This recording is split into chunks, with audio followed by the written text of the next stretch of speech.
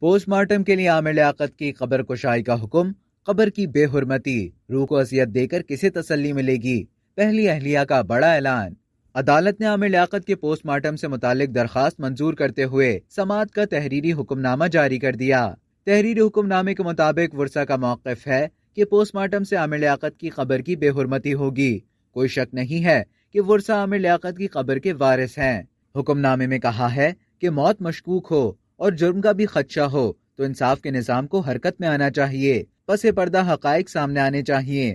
Police surgeon کے مطابق لاش کے بیرونی معائنے سے موت کی اصل وجہ پتہ نہیں چلتی۔ یہ بات واضح ہے کہ عامر لیاقت کی موت کی وجہ تاحال معلوم نہیں ہو سکی، جس کے باعث یہ سوال پیدا ہوتا ہے کہ موت طبعی ہے یا نہیں۔ حکم نامے میں کہا گیا کہ عدالت اس نتیجے پر پہنچی ہے کہ پوسٹ مارٹم ناگزیر ہے تاکہ شک و شبہات ختم ہو سکیں۔ عدالت نے سیکرٹری صحت کو میڈیکل بورڈ تشکیل دینے کی ہدایت کر دی۔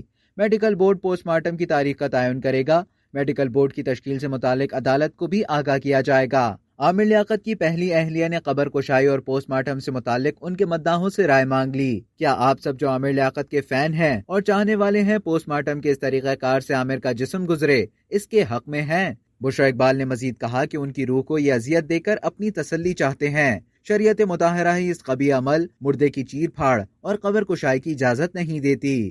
اب تک کے لیے اتنا ہی۔ مزید خبروں اور نیوز اپڈیٹس کے لیے ڈیلی جنگ کو سبسکرائب کرنا نہ بھولیے۔